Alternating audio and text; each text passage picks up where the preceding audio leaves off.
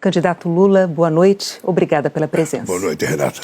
Obrigado por ter vindo, candidato. E nós vamos começar, então, essa entrevista a partir de agora, contando o tempo, e vamos começar falando de corrupção.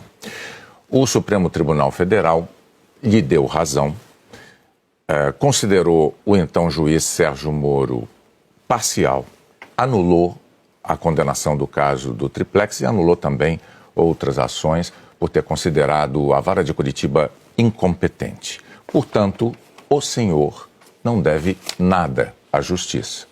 Mas houve corrupção na Petrobras. E, segundo a justiça, com pagamentos a executivos da empresa, a políticos de partidos como o PT, como o então PMDB e o PP. Candidato, como é que o senhor vai convencer os eleitores de que esses escândalos não vão se repetir? Bonner, primeiro eu acho importante você ter começado esse debate com essa pergunta.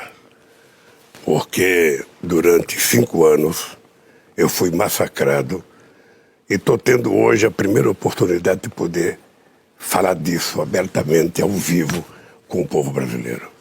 Primeiro, a corrupção, ela só aparece quando você permite que ela seja investigada. Eu queria começar dizendo para você uma coisa muito séria.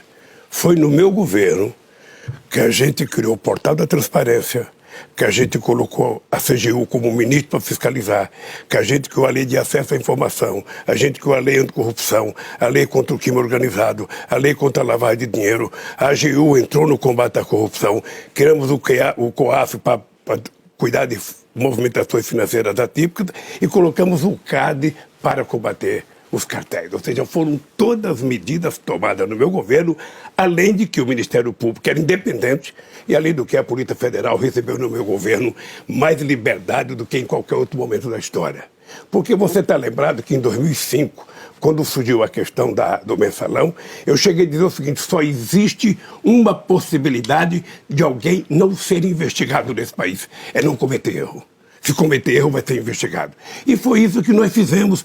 Olha, se alguém comete um erro, alguém comete um delito, investiga-se, apura, julga, condena ou absolve e está resolvido o problema. O que foi o equívoco da Lava Jato? É que a Lava Jato enveredou por um caminho político delicado. A Lava Jato, ela ultrapassou o limite da investigação e entrou no limite da política. E o objetivo era o Lula. O objetivo era tentar condenar o Lula.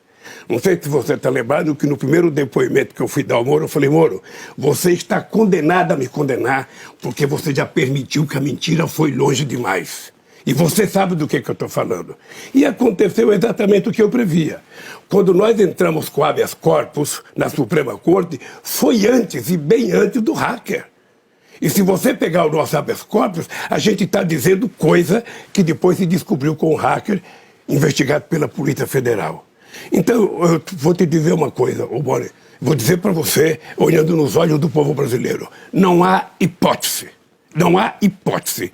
Eu quero voltar à presidência da República e qualquer hipótese de alguém cometer qualquer crime, por menor ou por maior que seja, essa pessoa será investigada, essa pessoa será julgada e essa pessoa será punida ou absolvida. Candidato, é assim que você combate a corrupção num país. Agora, candidato, o senhor elencou aqui diversas medidas adotadas em governos do PT como instrumentos, mecanismos de controle da corrupção. Mas é fato que a corrupção, a despeito disso, ocorreu e ocorreu em grande escala. Por isso, eu retomo a pergunta original, que é: como o senhor pode assegurar que elas não se repetirão? Alguma medida nova foi estudada para evitar que aconteça?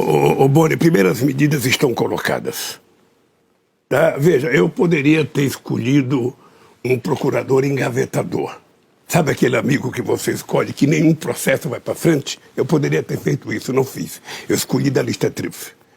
Eu poderia ter impedido que a Polícia Federal tivesse um delegado que eu pudesse controlá-lo. Não fiz. E permiti que efetivamente as coisas acontecessem do jeito que precisava acontecer.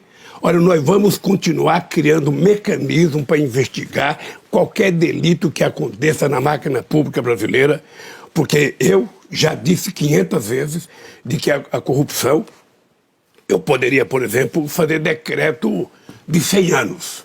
Sabe decreto de sigilo, que está na moda agora? Eu poderia, para não apurar nada, decreto 100 anos de sigilo para o Pazuello, decreto para meus filhos, decreto para meus assessores. Ou eu poderia não investigar, pega um tapetão, coloca em cima de qualquer denúncia, aí nada vai ser apurado e não vai ter corrupção. E a corrupção ela só aparece quando você governa de forma republicana, que você permite que as pessoas sejam investigadas independentemente de quem seja. Quai, seu app de vídeos curtos.